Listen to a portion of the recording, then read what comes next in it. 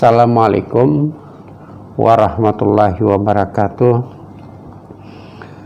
Alhamdulillahirabbil alamin, wassalatu wassalamu ala asyrafil anbiya'i wal mursalin wa ala alihi wa sahbihi ajma'in. Walhamdulillahirabbil alamin. Rabbi yassir wa la tu'assir, Rabbi tammim bil khairi ajma'in.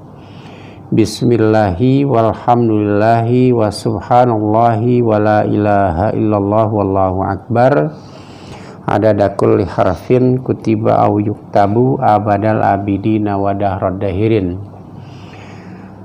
Selamat berjumpa kembali di Duski Ibrahim Institute, Taman Filsafat dan Maqasid.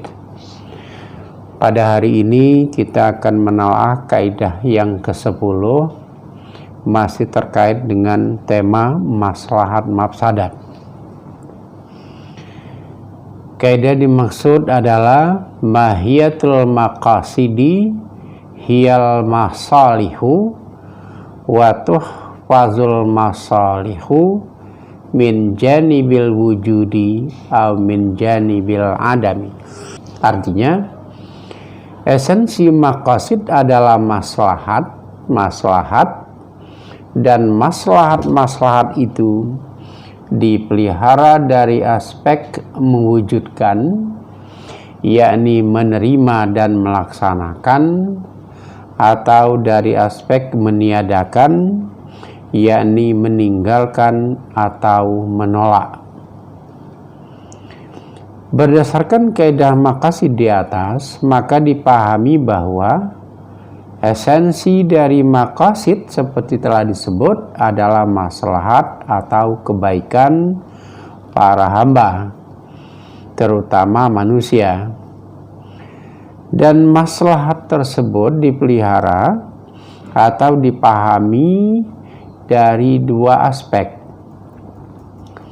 Pertama, dari aspek mewujudkan, menerima atau mempertahankan, yakni sesuatu itu harus tetap dipelihara keberadaan dan kelestariannya, atau bahkan dikembangkan karena ada maslahat dan kebaikan yang besar bagi manusia. Umpamanya, untuk memelihara kemaslahatan agama, maka syariat mengajarkan rukun iman dan rukun Islam, termasuk berdakwah, yang harus kita terima dan kita laksanakan. Untuk memelihara jiwa, syariat menyuruh kita untuk memenuhi kebutuhan dasar seperti makan, minum, berpakaian, dan bertempat tinggal, termasuk aturan qisas dengan berbagai syaratnya. Untuk memelihara akal, syariat menyuruh kita mengkonsumsi makanan yang halal, enak, bergizi, berprotein, dan menyuruh kita menuntut ilmu. Selanjutnya, untuk memelihara keturunan, syariat mengajarkan aturan pernikahan dan lembaga-lembaga pernikahan itu.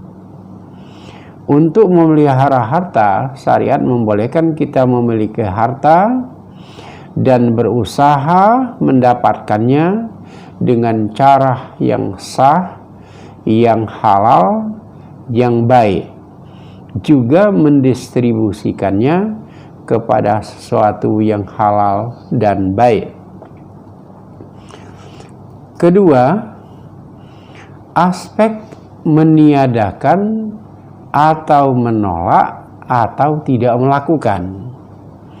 Umpamanya, untuk memelihara agama, syariat melarang kita meninggalkan iman, meninggalkan salat, dan meninggalkan lain-lain dari rukun iman dan rukun Islam.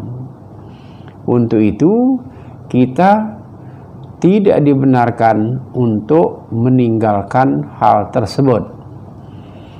Untuk memelihara jiwa, syariat melarang kita makan makanan yang diharamkan oleh Allah Subhanahu wa Ta'ala. Untuk memelihara akal, syariat mengharamkan kita mengkonsumsi khamar, melarang kita meminum minuman keras seperti sabu-sabu, ineks, narkoba, dan lain-lain yang dapat merusak akal. Untuk memelihara keturunan, syariat melarang kita berkhalwat dan berzina. Untuk memelihara harta, syariat melarang kita makan riba dan mendapatkan harta secara haram.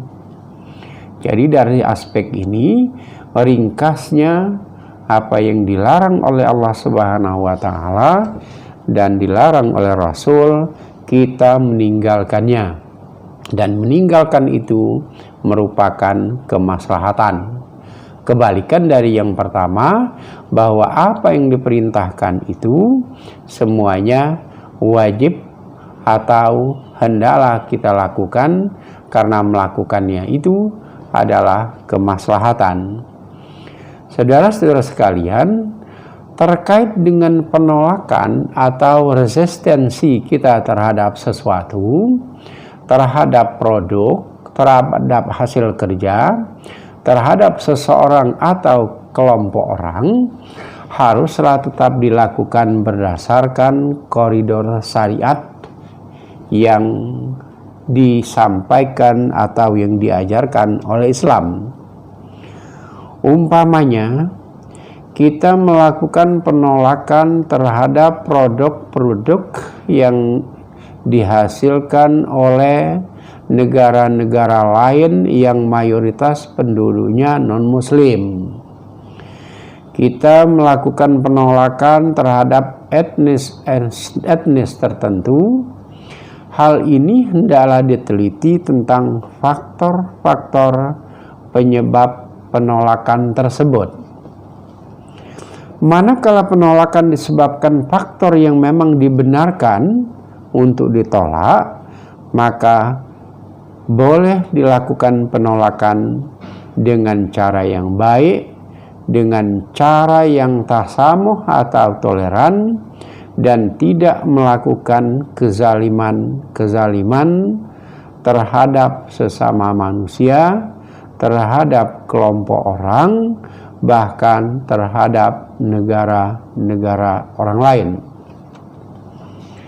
Tetapi manakala penolakan itu disebabkan karena produk dari luar itu lebih baik, suatu kelompok atau etnis itu lebih kaya, mereka lebih cerdas atau lebih kreatif, lebih kerja keras, dan lain-lain, maka solusi yang dilakukan adalah melakukan hal yang sama, bahkan melakukan hal yang melebihi dari apa yang mereka lakukan.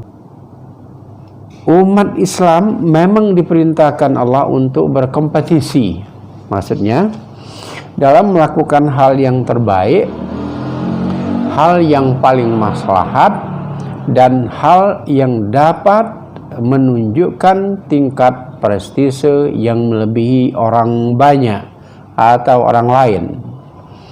Hal ini dipahami dari firman Allah Subhanahu wa Ta'ala yang berbunyi dalam surat Al-Baqarah 148, fastabiqul khairat, yang artinya maka berlomba-lombalah kamu dalam berbuat kebaikan dan berbuat yang terbaik, sehingga kamu menjadi orang yang unggul di antara umat-umat tersebut. Saudara-saudara sekalian, demikianlah pertemuan kita pada hari ini. Wabillahi taufiq wal hidayah. Assalamualaikum warahmatullahi wabarakatuh.